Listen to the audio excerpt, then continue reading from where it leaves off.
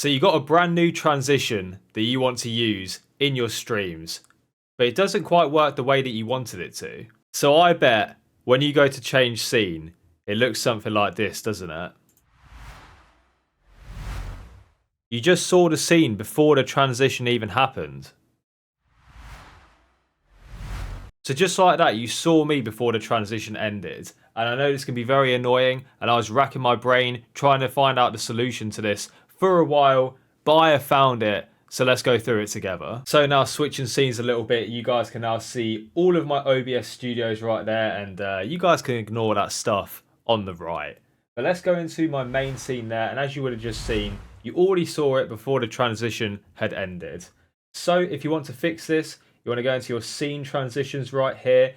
If you haven't already put your stinger transition in, you may be on cut right now, which is just like that, or you may be on fade, like that. But you want to, of course, set that to stinger so you can use your own transition. So let's go into the properties of the stinger by left clicking on those three dots and clicking on properties.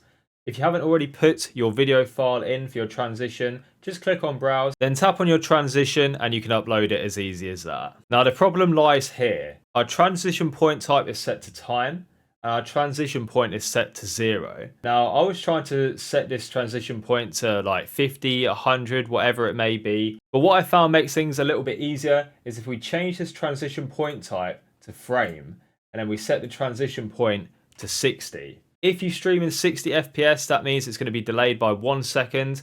And as you're about to see, that's the perfect amount of time to hide your next scene before the transition is over. So if we click OK on that and then change to another scene, there we go. You didn't see it before the transition happened. And we'll do it one more time to get back to me. So here we are. I hope this has helped you guys. If you want to see my streams or anything else from me, check out all my links in the description of this video. If you like this video and it helped you out, please tap that like button and subscribe, and leave a comment to let me know what other information in terms of streaming or anything to do with OBS or anything like that. Let me know any more questions you guys have got and anything that I could potentially help you out with. Thank you very much for watching the video, and I'll see you in the next one.